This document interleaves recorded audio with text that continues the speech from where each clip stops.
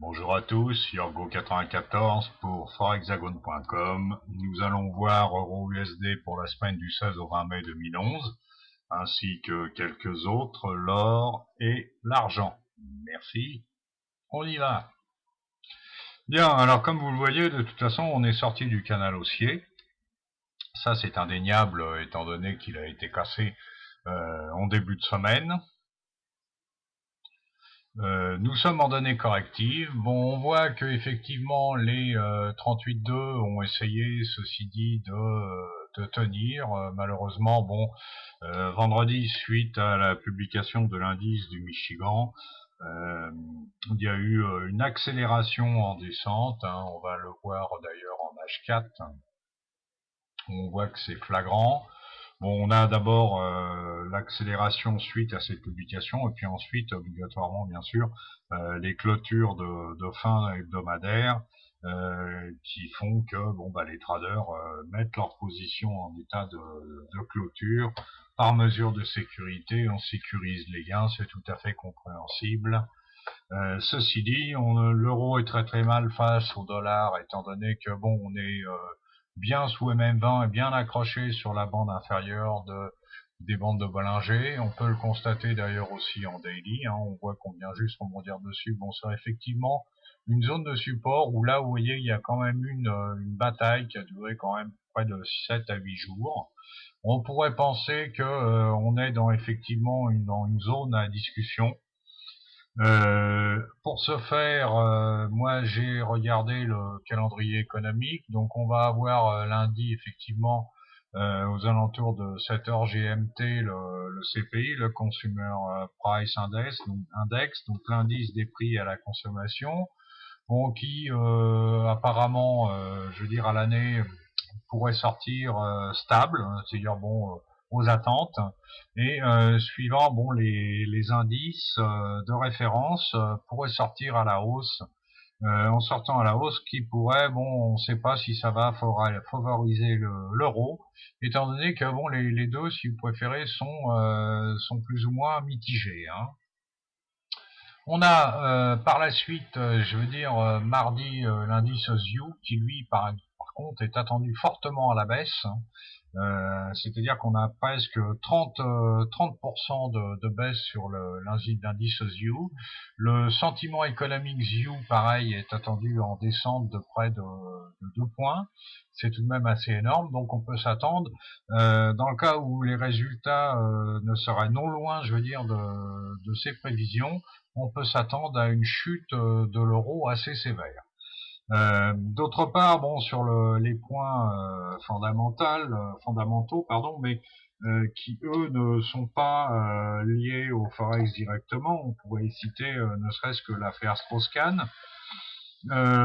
Personnellement, bon, je n'ai pas d'avis personnel étant donné que on n'a pas véritablement, je veux dire, les tenants et les aboutissants. On peut se poser la question, est-ce un montage, est-ce une réalité? Euh, Ceci dit, la première question à se poser, c'est quel va être l'impact, en sachant que mardi, nous avons quand même un sommet à Bruxelles en ce qui concernait justement la restructuration de la dette grecque, puisque la Grèce se porte très mal et ne peut pas faire face justement à ses engagements qu'elle a signé précédemment en ce qui concerne son soutien de la part de la BCE et du FMI. Il faut savoir que dans le cas d'une restructuration, les banques grecques vont se devoir subir un impact direct, donc c'est-à-dire qu'elles sont susceptibles d'avoir encore une baisse de notation par rapport à Moody's ou Fitch ou autres, parce qu'ils seront encore plus dépendants de la BCE et du FMI. Donc notre président du FMI, qui n'est autre que M. Strauss-Kahn, étant absent de la réunion, on ne sait pas trop comment ça va se défendre, enfin sauf cas imminent s'il est libéré, mais ça reste à voir puisque l'évolution euh, de la chose n'est pas encore dans les médias, donc ça m'étonnerait fort que mardi matin ce monsieur soit présent à cette réunion. Donc il y a de fortes chances que l'euro soit en descente. Bon, je sais pas si vous vous souvenez, j'avais tracé donc le FIBO de la hausse, c'est-à-dire à partir du mois de janvier, puisque c'est à peu près de là qu'on est parti, jusqu'à la hausse maximum, donc début mai, bon, où effectivement on était carrément collé aux bandes de Bollinger supérieures, ce qui fait que, bah, écoutez, maintenant on est en état de chute. On voit bien qu'elles sont grandes ouvertes, donc on voit qu'il y a une forte volatilité, pardon. Ceci dit, on a quand même une MM20 qui est située à 1,45, 0,7, ce qui nous fait quand même presque 400 pips d'écart. Je pense pas qu'on remonte 400 pips en une seule séance, ce sera très difficile. Et au vu des statistiques prévues cette semaine, ça me paraît difficile. On est actuellement bon sur une zone de support, comme je vous le disais, qui va peut-être prêter à discussion, mais on peut de fortes chances que ce que l'on s'attende à ce que l'on récupère les 61,8. Hein. Pour moi, c'est clair et net. On peut regarder en H4, on voit que le canal il est descendant, que bon on vient taper une fois, bon là j'ai quand même pris les extrêmes, mais qu'il n'y a pas beaucoup de, je veux dire, de réactivité. C'est, je veux dire, c'est faible. Hein. Si on va repasser en daily, parce que vous allez voir, effectivement, vous voyez que le Stotch là, il est carrément, il est bien ouvert aussi, hein, il est bien en descente. Et on a bon un William, effectivement, suivant les paramètres de la DX qu'on avait adopté avec Givalo, puisque moi j'ai adopté un peu ici les mêmes paramètres. On est en descente et que notre RSI, lui, est, il cartonne dans les bas-fonds, hein, il est sur les 34, 35. Donc tant qu'il n'y a pas redressement, il peut même y avoir aggravation. Tant qu'il n'y a pas redressement, il faut s'attendre effectivement à une descente continue. On va vérifier en H1. En H1, bon, on a effectivement quelques variations. Vous voyez que entre le jeudi et le vendredi, il y avait des variations possibles. Bon, ça reste tout de même minime. Hein. C'est des variations intraday entre 100, 150, 200 pips maxi, et après grosse chute, etc. Donc moi, je resterai à l'écart du marché avant la parution. Jusqu'à l'apparition justement de ces indices, de ces statistiques, excusez-moi parce que je confonds avec indice boursier, veuillez me pardonner. On fera toutefois attention aussi à l'entrée des traders américains, mais je le répète parce que pour certains, bon, la bourse américaine ouvre à 14 heures, mais l'entrée des traders américains, elle, se fait à 15h30. Et méfiez-vous toujours de cet horaire qui est 15h30, c'est à partir de là où pratiquement tout se fait, c'est-à-dire où ça bouge énormément, les aggravations de accélération, pardon, montée ou aussi bien en descente. Hein. C'est très méchant, on l'a très bien vu vendredi, hein, si je repasse en H1, on le voit très bien, on peut le constater vendredi dès 16h, dès que l'indice de Michigan est sorti. Regardez cette accélération là, comme les traders américains étaient présents, bon bah forcément c'est pas cadeau. Une petite astuce dernière aussi, c'est avoir une MM20, mettez une EMA6 et une EMA12. Vous voyez que lorsque les trois croisent, le MA6, le MA12 viennent croiser le MM20, c'est franchement c'est que du bonheur au niveau du trad. Hein. Je vous donne ça en petite astuce. MM20, EMA6, EMA12. Quand ça croise à la baisse, aussi bien à la baisse qu'à la montée, on va regarder à la montée.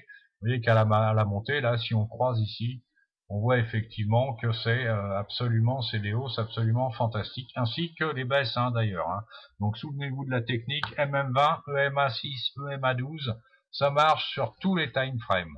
Voilà, je vais repasser en daily, moi, pour regarder mes charts après, plus tard. Donc le SDCHF, effectivement, Roland nous avait fait une analyse, bon je vais pas contredire, bon pour moi de toute façon là il y a effectivement on est en phase de correction puisque on voit très bien qu'on s'est appuyé sur une zone de support ici qui a été travaillée 3 jours de suite. La semaine c'est effectivement avéré bénéfique hein, puisque par antagonisme par rapport à l'euro USD, l'USD CHF obligatoirement remonte. Ceci dit, bon, on n'est toujours pas remonté dans son pennant ou drapeau baissier comme vous voulez, et on surveillera tout de même l'oblique de résistance qui elle se situe justement aux alentours de 0,8980, 0,90. Hein. Et on notera qu'on a quand même une résistance ici que moi j'avais notée précédemment, puisqu'elle avait fait l'objet de résistance et de support à la hauteur de 0,9080, 0,91. Hein. Ce sera intéressant de voir. Et ensuite, bien sûr, la prochaine résistance qui, elle, se situe aux alentours de 92,30. 0,9230, pardon. Bon, je ne vais pas m'attarder dessus, vous consultez l'analyse de Roland, ce sera beaucoup plus instructif pour vous. On va passer à USD Japan, voilà. Donc USD Japan, suite effectivement à l'intervention des banques de la BCE, on a eu une très jolie hausse, un dépassement bon du triangle baissier. On peut constater que depuis, je veux dire, si on trace ne serait-ce que par exemple une droite depuis, on va dire, la fin décembre jusqu'à maintenant, enfin sur les plus bas, on aurait presque un canal parallèle baissier. Et on peut voir en fait qu'on évolue constamment, bon, mis à part la sortie, la suite au cataclysme de la centrale nucléaire de Fukushima, on peut voir qu'effectivement on évolue constamment, je veux dire, là en ce moment, dans ce canal parallèle. Hein. On n'est plus dans le triangle, mais on est effectivement dans un canal, je veux dire, on varie, hein, à savoir que le yen est tout de même assez défensif. Là, il n'a pas voulu franchir, je veux dire, le cap des 61,8, ce qui effectivement nous aurait certainement emmené, comme on dit, suivant la théorie, sur la base des 100%. Mais à surveiller toujours, je veux dire, la résistance des 38,2, puisqu'on voit qu'il y a un croisement tout de même au niveau du triangle qui avait été tracé précédemment, justement, sur la base des plus bas de décembre, janvier et février. Enfin, février, mars, hein, dans ces alentours. Donc, à surveiller, mais on a tout de même une parallèle baissière pour l'instant, et vous voyez qu'elle a été suivie précédemment. Donc là, la sortie, si vous préférez, de ce canal, de ce triangle, elle est due en fait à l'intervention des banques du G7 où les traders sont rentrés en position acheteuse justement sur un achat spéculatif. Voyant qu'on ne pouvait pas monter plus haut que précédemment septembre 2010, hein, puisque on voit très bien que la zone avait été travaillée ici précédemment et qu'après il y avait quand même pas mal de 2-3 résistances qui étaient tout de même assez hautes, mais on voit tout de même assez bien l'oblique principale baissière qui est là ici en rose, qui n'a pas été touchée, pas été atteinte, donc ce qui a entraîné forcément une forte baisse. On peut jeter un œil vite fait en H4, bon vous voyez très bien que en fait on reste toujours bloqué sous une ligne de support principale que j'avais tracée qui se situe aux alentours des 92. Bon, on dépasse un petit peu, on fait des mèches au-dessus, mais on est quand même, on a clôture, on est en dessous de MM20. Hein. C'est un peu ce qui est important aussi en daily. On est toujours sous MM20 et on voit bien que les bandes de Bollinger se dirigent vers le bas et que c'est tout de même bien fermé. On n'a pas de stabilisation ni de rétrécissement. Donc pour moi, je dis on est toujours baissier. Hein. Le canal ici ne nous l'indique. Je dirais ça, bon, c'est sur du court moyen terme. Hein. Bon, on peut faire quelques mèches au-dessus, effectivement, mais on n'est pas sûr de rien. Il faut surveiller la clôture en daily. On va passer à AUD, USD, bon, dollar australien, bon, effectivement, qui est fortement corrélé aux matières premières, ainsi qu'à l'économie de la Chine. La Chine, vendredi, effectivement, le yuan a subi quelques baisses, bon, pas énormes. A tenté aussi de, bon, à quelques accords au niveau des banques. On pourra voir, bon, effectivement, qu'on est en fait, on fonctionne en escalier, mais on n'est toujours pas sorti comme vous pouvez le voir, on n'est pas sorti du canal haussier, puisque, bon, moi, je pourrais même rabaisser ici, donc, faut voir les fluctuations avec l'or, donc c'est ce qu'on va regarder tout de suite. Bon, là, il y a de fortes chances que Dans le cas où l'euro chute, l'index dollar va se renforcer, donc forcément, obligatoirement, les matières premières vont chuter. On voit qu'il y a quand même un rebond léger sur la borne basse de Bollinger, mais on est tout de même baissier par rapport à la MM20. Hein. On va vérifier en H4 et vous voyez que bon, effectivement que c'est confirmé hein, sur les dernières 24 heures. On n'arrive pas à dépasser la MM20. Pour moi, on est baissier confirmé. On est dans un canal en fait. Hein. On pourrait presque tracer, vous voyez, on pourrait suivre ici et essayer d'imiter un peu la MM20. Ça nous donnerait ça. Et si on prend la bande basse de Bollinger, ça donnerait à peu près ça ici, comme ça, de cette façon-là. Donc un peu la médiane ici la médiane du canal baissier. D'ailleurs, en fait, on pourrait presque tracer un peu ici comme ça. Hein. Ça ressemblerait un petit peu à ça. Bon, c'est pas franchement droit. Je vous donne juste la combine dans le cas où vous voulez tracer effectivement une droite. Vous cliquez dessus et vous appuyez sur la touche contrôle et vous essayez de la mettre sur le milieu de façon à avoir quelques points de correspondance. On va dire qu'on se situe à peu près ici, bon, de façon à rester dans le milieu. Hein. Celle-ci, on va la supprimer, voilà. Donc là, vous voyez qu'effectivement, on rebondit plus ou moins sur une zone de support qu'on avait ici. On voit bien qu'elle a été travaillée là précédemment. Il y a, comment dirais-je, vendredi, jeudi, mardi et vendredi dernier, on voit très bien que c'est une zone de résistance qui maintenant a fait plus ou moins support, à savoir si ça va tenir lundi ou mardi. Ça, on le saura suivant le dollar index. On va passer au gold. Bon, le gold, effectivement, qui est l'ennemi du dollar, dans le cas où le dollar se reprend, le gold corrige. On voit très bien que suite à l'accélération haussière, et comme vous pouvez le voir, il est toujours dans son canal haussier, ici. Et face à cette sortie de canal, eh bien, effectivement, on avait dépassé les bornes de Bollinger. 3 jours de suite, il y a eu forcément une correction. On passe en dessous de la MM20, tentative quand même de la récupérer, on clôture 2-3 fois au-dessus, on passe en dessous. Je pense que il va y avoir aggravation et comme vous voyez l'EMA 30 hein, qui elle suit effectivement a suivi plus ou moins le canal haussier, soutient toujours le cours à l'heure actuelle puisque bon, on a fait des mèches en dessous mais on clôture tout de même au-dessus, donc les vendeurs eux ne sont pas prêts à accélérer et les acheteurs sont tout de même assez présents. On n'a pas l'intention effectivement que l'or baisse à l'heure actuelle. Ceci dit, bon, on a tout de même la SMA 144 dans le pire des cas, dans le cas du sortie du canal extrême. Ça, ce sera certainement pour du moyen terme, où là, ça pourra nous servir effectivement d'un poids d'achat qui sera excellent. On voit qu'on a ici une zone qui justement qui correspond, une zone d'hésitation. Donc on attendra les plus bas de cette zone où on a effectivement un ou deux supports, parce qu'on est susceptible aussi de pouvoir passer en dessous. Moi, je pense plutôt qu'on serait acheteur sur les 1412, 1415. Ce sera un excellent point d'entrée en daily. On va pas aller plus loin. On va aller voir le silver tout de suite. Le silver, même chose. Hein. On voit très bien que il y a eu ici une forte accélération entre février et avril, que au début même, effectivement, on chute puisqu'on a eu la création d'un canal assez accélérateur qui lui a dépassé le canal principal, vous voyez, qui est tracé ici en vert. Ceci dit, la trend reste toujours bon.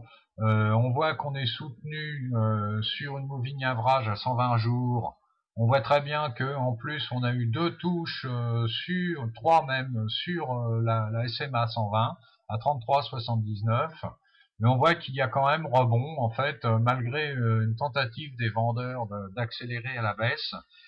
Pour l'instant, ça tient. Moi, je dirais que on serait vendeur aux alentours des 33,80, mais avec un stop très court pour effectivement peut-être retourner dans une zone de résistance qui est beaucoup plus importante, qui se situerait ici, donc aux alentours des 28, entre les 28 et les 30. Hein. Donc stop très court, on va dire 30 à 50 pips.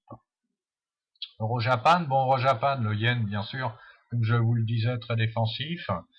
Même cas que USD Japan, puisqu'on a des descentes et des hausses similaires. On est en train de re-rentrer, si vous préférez, dans l'ancien range, dans les plus hauts, qu'on a ici effectivement cassé, hein, puisque bon, la ligne de résistance qui faisait support, vous voyez qu'ici on a essayé de résister 1 ou 2 jours, et puis après bah, ça a effectivement fait résistance pour la montée. On continue en descente. Il est sûr que si l'euro se porte mal, le yen va se renforcer par rapport à l'euro, et que la descente risque de s'aggraver. Donc prenez référence sur l'analyse de Roland, où on aura effectivement dans un premier temps un range qui sera compris donc entre les 115,50 et les 110,50, on va dire, pour être large, et dans un range extrême bas, c'est-à-dire vers les 107,60. Voilà, c'est tout ce que j'avais à dire. À surveiller tout de même l'euro USD avec justement les statistiques de lundi et mardi. Le cas de Dominique Strauss-Kahn ne va certainement pas arranger les choses, donc on essaiera de suivre ça avec attention. Je ferai les posts si nécessaire sur le forum. Je vous souhaite une bonne fin de week-end et je vous dis à bientôt. Merci.